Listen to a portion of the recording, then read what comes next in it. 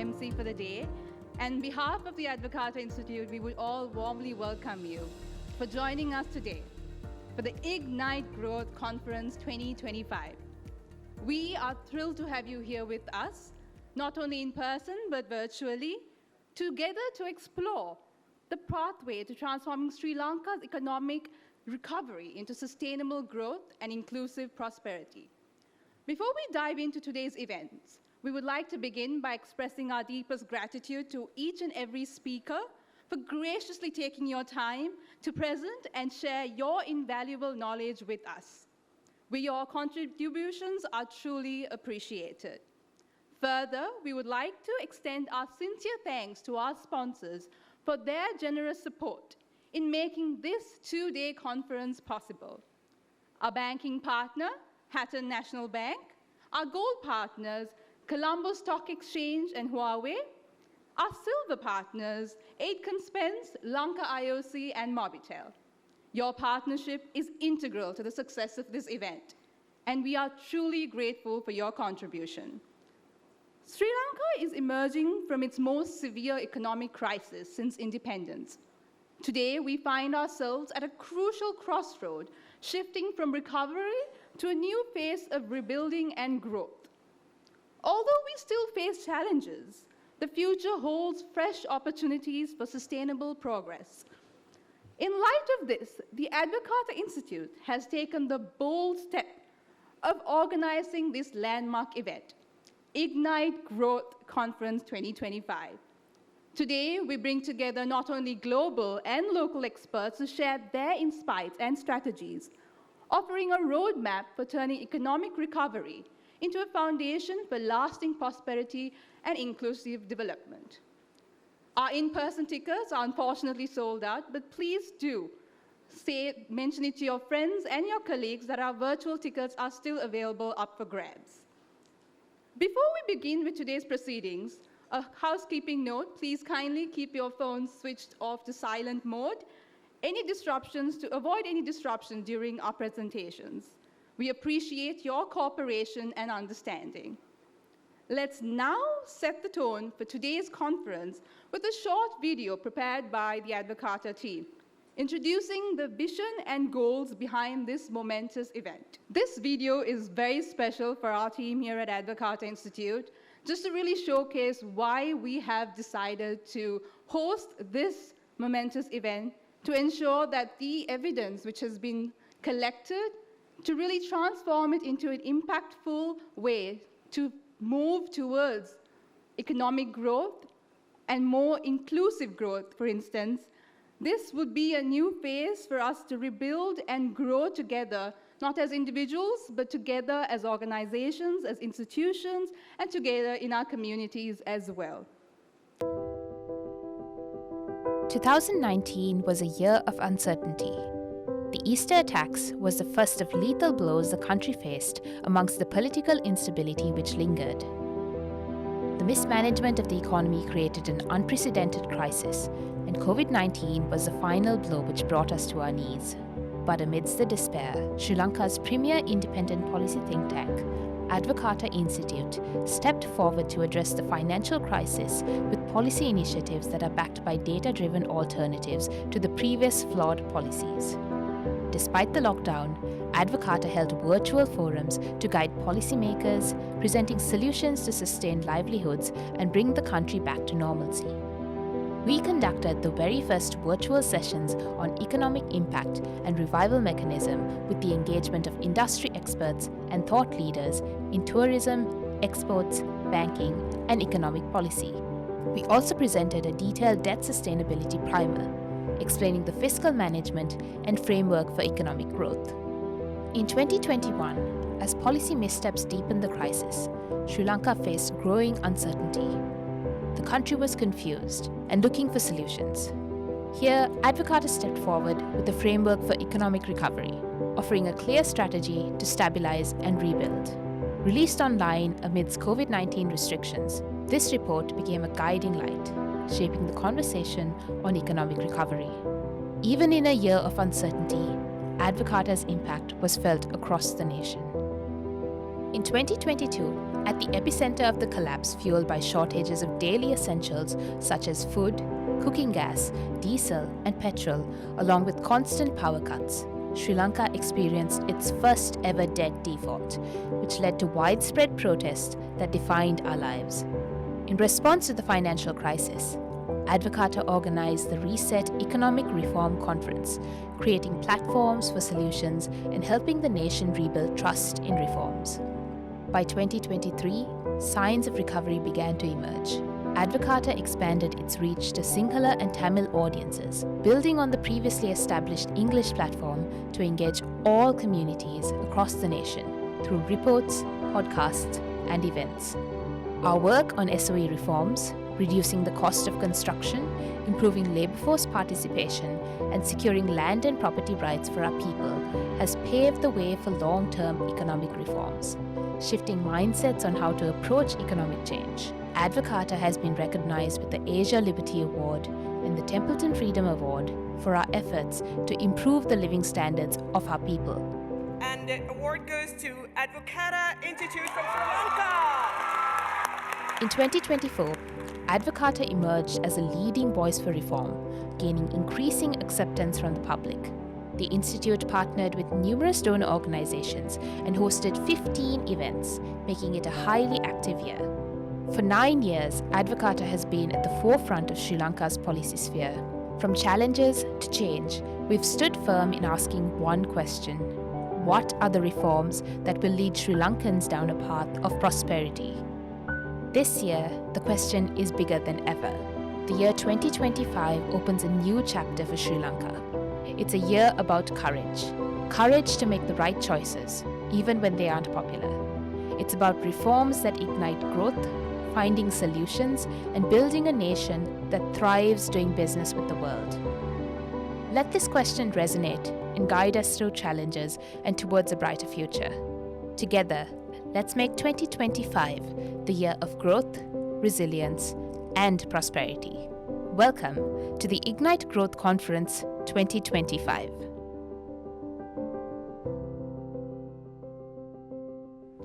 We will be now moving on to our first speaker for the day, Mr. Murtaza Jafferjee, Chairman of the Advocata Institute.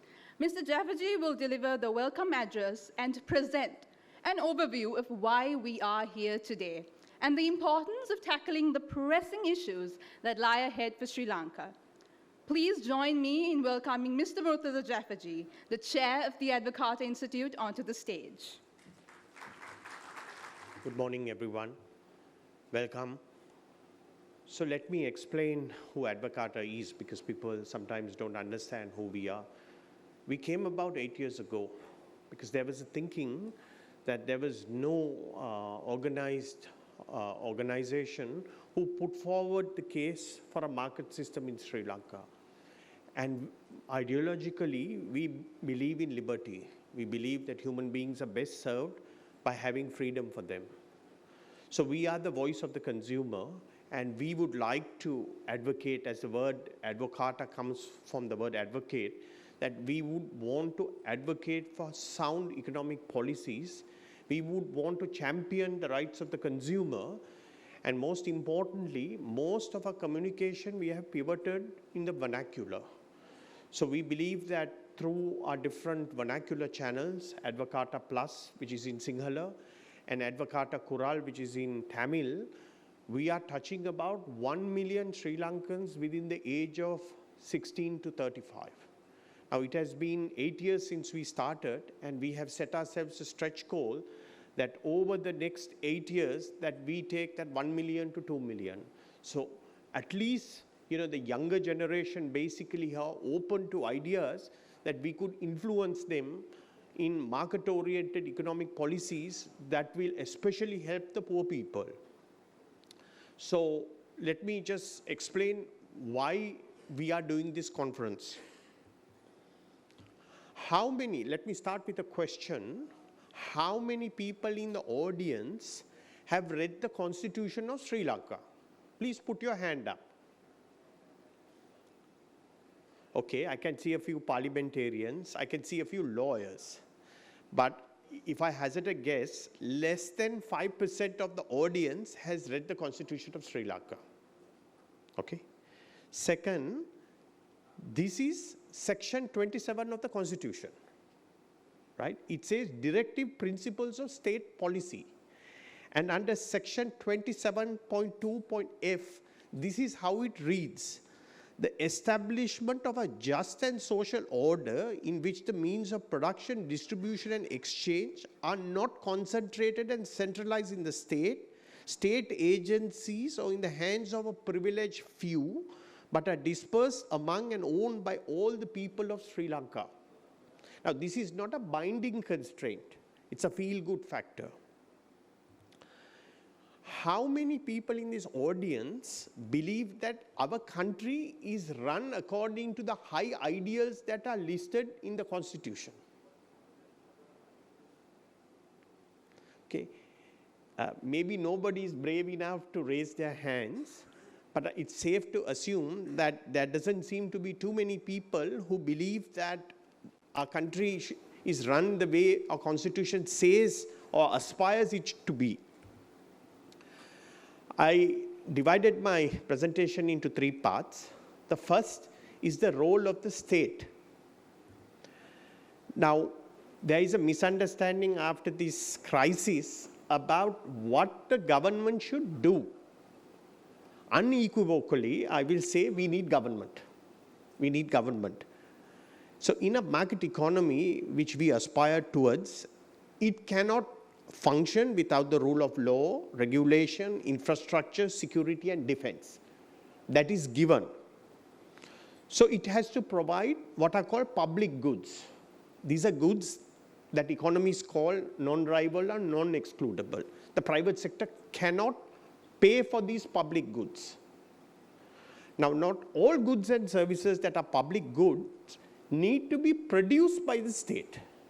You can have the provision of public goods produced privately but paid for by government. A civilized society requires everyone to have equal opportunity, not equal results. This is famously said by Lee Kuan Yew. Redistributive spending on education and health, a minimum must be paid for the government through the tax system, and a basic income for those right at the bottom, which we have now called Aswasuma. Now, there is something called the Rahn curve. So there is an optimum size of government. Of course, this is a theoretical framework. And you can enhance economic growth by basically expanding the size of government up to a particular point. Beyond a particular point, it is negative towards growth, because what happens is that you're going to finance this through taxation, and taxation introduces what is called a deadweight loss on the economy. So the gains from those revenues in having government exceed the deadweight loss. But beyond a particular point, it is counterintuitive.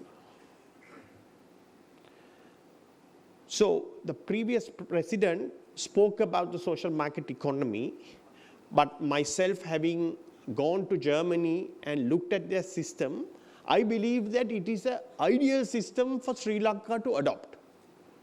Because in a social market economy, the political economy is a system adopted by Germany after World War II. The private sector drives the market economy. The state creates the enabling environment to make this possible. Government requires money to fund its expenses. It is taxes that pay for it, not borrowing. Now, I'd like to distinguish between plunder and blunder. Okay? The public discourse is on corruption. In other words, plunder. Policy mistakes have been 10 times more costlier. In other words, blunder. Do we have a capable state? Now, you don't have to give me an answer, but think about it. Because my section is about the role of the state. Now, it is not the business of government to be in business. And in the case of state-owned enterprise, where I spent about 2.5 years of voluntary time in the previous government's SOE restructuring unit, I had a ringside view of the problems. And I can tell you that government should not be owning commercial entities. Full stop. Take the example of the port. Right? We have a landlord port. So the minister is the policy maker. Although the finance minister is the owner of the SOEs, it is gazetted under the transport ministry as a line ministry. In the case of the Port of Colombo, there are private terminals, SAGT, CICT, and soon to be the West Terminal. Now the government has 15% ownership in these terminals. The JCTA, which is a government-owned terminal, the chairman sits on the board of its key competitors. In any other country, that would be considered collusion. Your competitor is sitting on your board. Okay? It is also the landlord, the chairman is also the landlord of the port, which decides on the fees. And it is also the regulator. So if I was this person, I would be very confused what I should be doing. Now the other problem with state ownership is this issue of competitive neutrality. So if you are owned by the government, the question is that a government-owned entity that is competing in the market system, do they have an unfair advantage over private players? And there are 4 neutralities on tax, on regulation, on debt, and public procurement.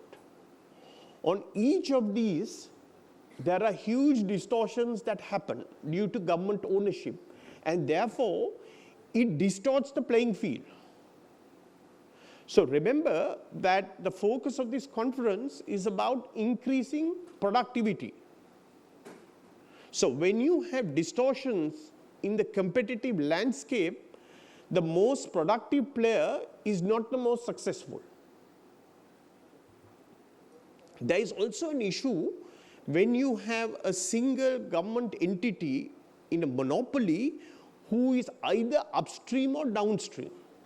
The best example is electricity. All enterprises in Sri Lanka need electricity, right? Except if you are generating your own electricity, the distribution and transmission is a monopoly of the government. So you are highly dependent on the electricity board. Now, for any reason, if they are inefficient or they are dysfunctional, all the people who need electricity gets impacted. And in some cases, downstream, the government is the only buyer. There are not that many examples in Sri Lanka of that. And in many other developing countries, you have marketing boards, etc., where the produce has to be sold to them. Now, this argument is there that because of market failure, the government has to be involved. And it is a legitimate concern. But there are many policy instruments that can be used to address each type of market failure. Government is a very poor steward of SOEs. It is very poor in capital allocation. It is very poor in capital management, and it is very poor in oversight of capital. Now, we all know about the fiscal problems of government. They don't have the fiscal space to sometimes give the kind of capital that many of these state-owned enterprises require for them to grow and be prosperous. Take the case of Sri Lankan Airlines. I don't have time today to explain the whole case. It was recently flagged by the American government on the corruption case. The then CEO solicited a bribe of 16.5 million rupees. $2 million was paid, and it cost us about $200 million. in excess leases, cancellation charges, etc. Now, privatizing or divesting government entities is not selling the silver. Because through the tax system, in every business, the government is a 30% shareholder. Right? Most people don't realize that even private companies, you have to give 30% of your profits to the government as taxes. And now that to a large extent, they have reduced all the concessions and tax holidays, although there still are some, you have to surrender 30%. So if we divest some of these businesses and they prosper, then the government will get 30% through taxes. The problem of burden. Now, who has the income in Sri Lanka? The top 10% get 36, the top 20% get 51, the bottom 10% has 1.6%, and the bottom 20% get 4.6%. Now, this distribution of income, even if you go back to the 1950s, and I have looked at Department of Census and Statistics, it has not majorly changed. So the inequality issues of Sri Lanka have not radically changed. But this is how the income is distributed. Now, there was a UNDP study that said 1% of the top families control 31% of the wealth. Okay, the bottom 50% has only 4%. So we all know about the economic crisis. Now, I have a serious issue. The burden sharing was not to the people who should have paid for it. So although we as an economy have come back, and I'm sure that there are other concerns and issues of the political economy, that the people who should have bore the burden of the adjustment did not pay for it. And some people massively profited from it. So this is the trajectory by the IMF. This is called a fan chart of our potential trajectories for our debt. The yellow line is the base case. These extremes are due to shocks and probabilities, because none of us know what's going to happen in the future. As you can see, it's not plain sailing. There is more in the fan chart above the base case than below the base case. Of course, many of these things may have to be redone with 2024 figures, and it might look a bit different because we have benefited from a massive appreciation in the Sri Lankan rupee that has reduced the rupee value of the dollar debt.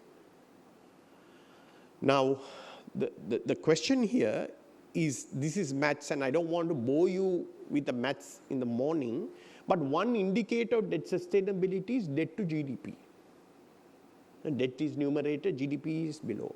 So what this algebra is doing is it's trying to break down into different components what drives the numerator, what drives the denominator.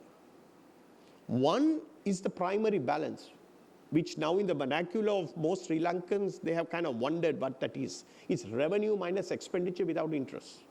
And why that is an important metric is because that's what the finance minister can control.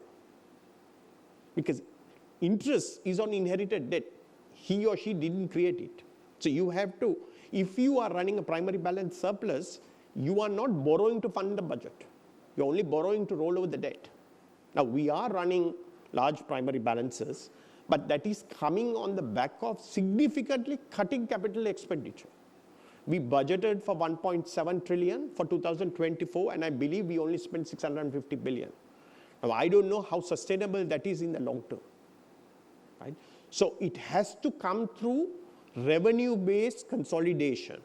And I strongly believe that within the confines of our existing tax policy, if we sunset some of these outrageous tax concessions and tax holidays which are still being issued under the Port City law, and some of these tax concessions that were awarded long time ago, 20 years ago, without sunset clauses, and we have better tax administration, and with a pickup in growth, what economists call tax buoyancy, these revenue targets can be achieved.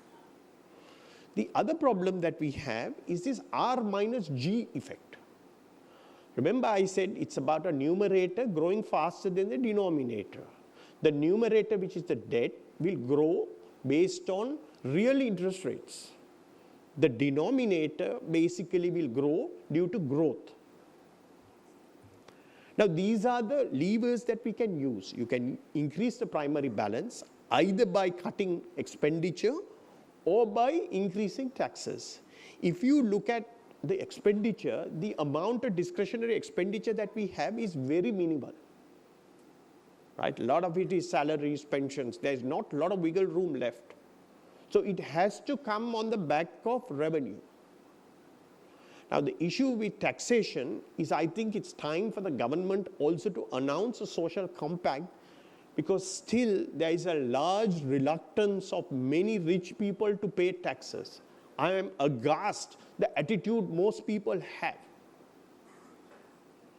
So there has to be this social compact where the government says, you pay taxes, this is what you'll get in return. And governance is very important. Whether you can reduce interest rates to reduce the real interest rate. And you can only do that through financial repression. Because now you have an independent central bank and they have to target inflation. So they will independently set what the policy interest rates are. But you can try to suppress that through the banking system, like has been done in China. That's not a good idea. Or you can again restructure your debt. And although we have just come out of a restructuring, many countries go on to restructure their debt multiple times. So let's hope we are one of these odd outliers that don't have to do it. Because we have a wall of worry coming in 2029.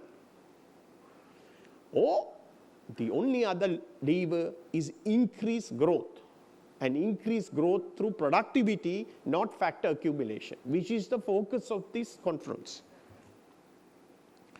Now, GDP can be grown by either increasing the output per person who is already working or increase the number of people in employment. Now, you can increase labor productivity by increasing capital intensity. That means getting them a bigger machine, a more powerful machine. Or with the inputs that you're already taking, the inputs that are being transformed to the outputs, something is happening in the process that is improving the ratio between inputs and outputs. And there are three drivers.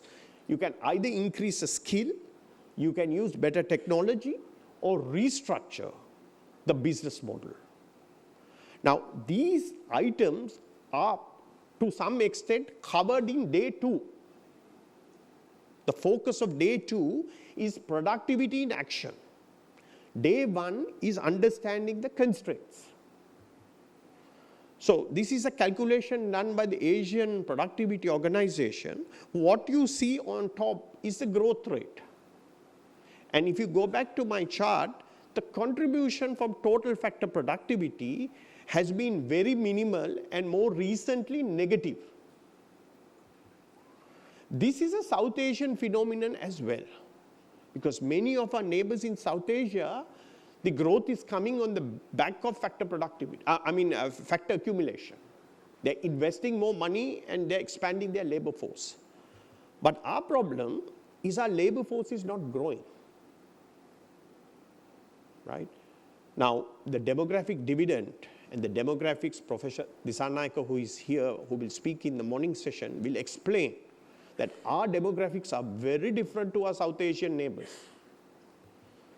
Then we have a problem that the females are not in the labor force. It's a very small participation.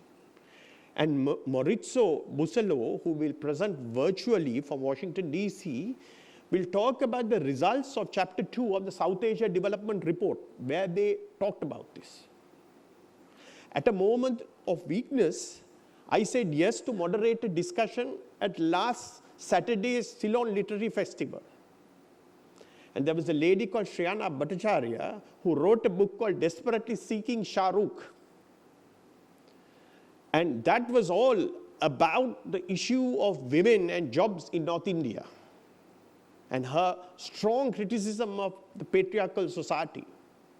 Now, that may not necessarily hold to Sri Lanka, But Maurizio will show you that there are demand side factors and supply side factors of why this female labor participation rate is so low in South Asia, and examples of even Sri Lanka.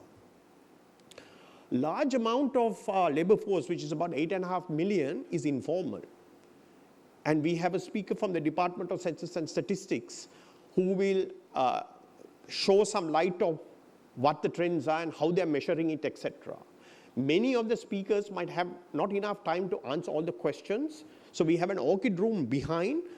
Before a break, you can go there, the speakers will be there, and you can hit them with more questions. Now, we all think that Sri Lankan business is what's on the left. But the reality is it is on the right. And there was an economic census that was done, which showed you basically that large number of establishments employ less than 4 people. And we have another speaker from the Department of Census and Statistics, Dr. Dharmavardhana, who will give a presentation of the results of the economic census.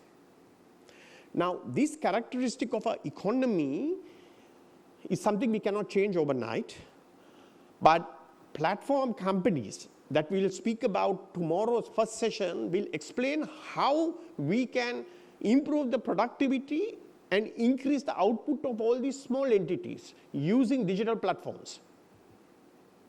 The next growth driver is urbanization. Because when people gather in cities, you have something called agglomeration. You're close to everybody. You can make complex products. You can interact more. And this chart shows you what has happened to urbanization basically over 2.5 decades. And you can see that there has been a significant expansion in urbanization. Now, infrastructure, which is necessary to improve the productivity of urban spaces, is another topic that will be spoken about this afternoon. Credit has contracted since the peak. And we have another speaker from the crib who will update you on credit trends, because credit drives the economy. So the question is, who's getting the credit? And how is the delinquency level of credit at different sizes? Finally, because I don't have much time, we must have economic policies that place the consumer foremost. I have said this number of times, the problem of elite capture, that this country is run for the benefit of 1,000 families. And our former governor, Dr. Indrajit Kumaraswamy, will have a discussion with Professor Stefan Durkheim, who was the chief economist of the UK's development agency. Now he's a professor at Oxford, who wrote a very interesting book, Gambling on Development. And he talked about the elite bargain. Does the elite of a country want to capture the resources or self-enrich themselves, or they want to develop the country? We are an island nation. We need to trade like hell. It is crazy to have industrial policy and say that we are going to produce products that we need in Sri Lanka. We need to produce products that we can sell to the world market and hopefully buy whatever we want at the cheapest price at the best quality from whoever best produces it. Finally, the elite capture problem, in my opinion, is to do with politics. And it is one contributor is the electoral system. Our electorates are large, district size. You need a lot of money to be in politics. And I don't even know who I'm voting for because I don't have a local MP. So we need to rethink this electorate system, keep preserving many of the properties of the proportional representation system, but smaller electorates require less amount of money so that nexus between business interests and politicians can, to some extent, be reduced. I'm out of time. Thank you for coming.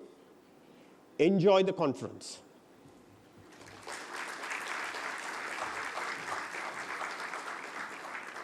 Thank you, Mr. Jafferjee, for that insightful presentation. Your words have set the stage for the important conversation we'll be having today and tomorrow.